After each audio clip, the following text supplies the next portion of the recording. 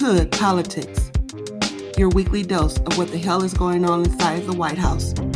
For those who don't have time to watch the news, I got you.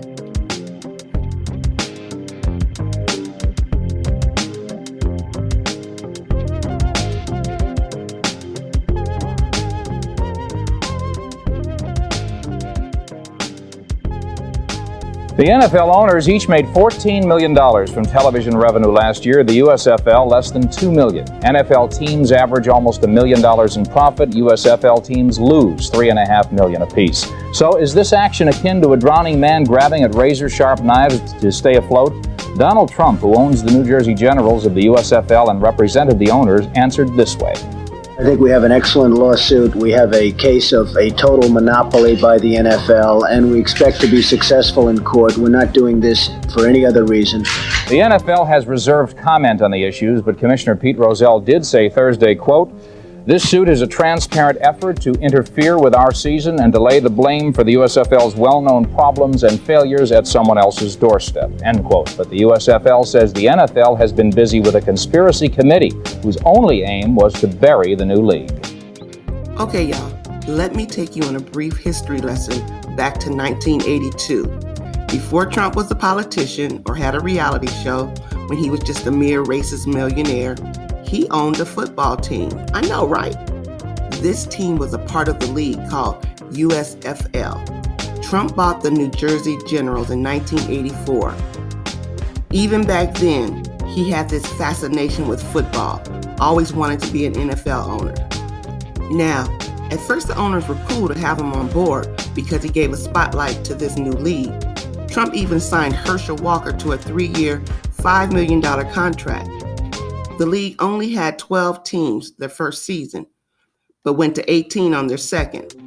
Trump claimed he only paid $5 million for the team, but it was later discovered he had actually paid $9 million. See, y'all, even back then, he was lying for no reason. So, as time went on, the owners started to see that Trump didn't really necessarily have the best interests of the league. Even though he owned the Generals and spoke about how much he loved the team, Trump wanted to get rid of them quick so he could have the fame and prestige of an NFL team. For him, this little startup league was a way to get in, but the USFL started to see that Trump was a little shady. I'm going to quote some people. Charlie Steiner, who was your announcer, said Donald wanted to become a big shot. A big shot. And his entree into being a big shot was buying himself a football team. And he figured that he could buy his way onto the back page of the New York Post. He could move to page 6, the gossip page, and then ultimately the front page. Donald Trump was no longer a Donald, but the Donald.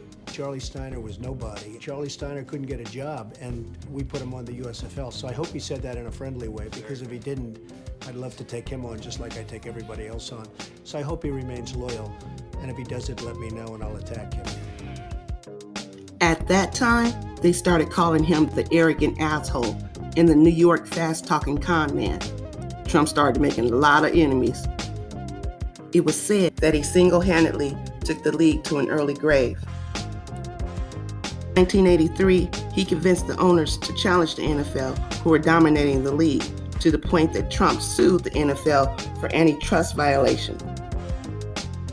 For Trump, he hoped that the lawsuit would either help with the merging of the leagues or that he would win a fat settlement. Among other things, the lawsuit charged that the NFL, by having contracts with the 3 major networks, was preventing the USFL from signing their own deal with the fall season. The suit also demanded a whopping $1.32 billion in damages, which, in an antitrust case, the amount is tripled if the plaintiffs win.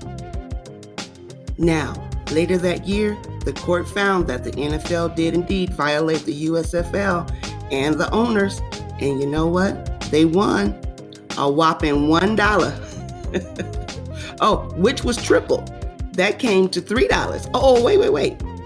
With interest totaling $3.76. Trump was pissed, but later he claimed that the verdict was a great moral victory.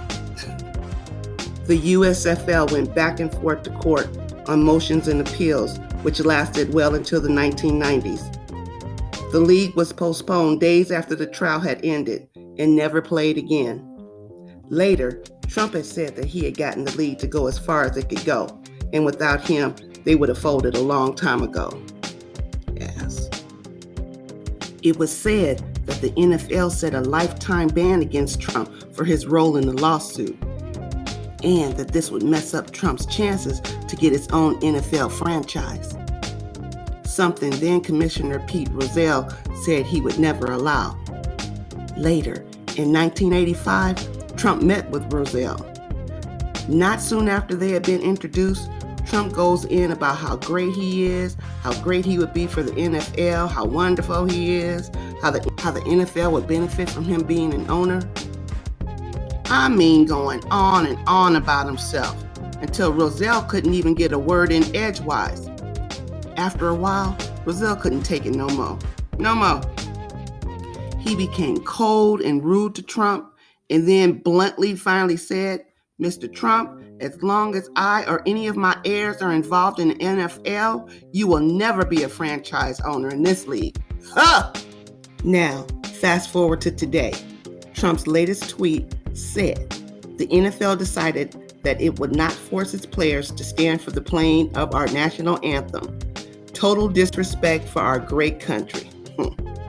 This came after a recent meeting between the NFL and its players in which the anthem protests were discussed. But no changes were made to force the players to stand. In an interview with the Jaguar owners, Shahid Khan, he said Trump's attack on the NFL is a personal issue and that Trump's greatest goal in life was to become an NFL team owner, which is not likely to happen now.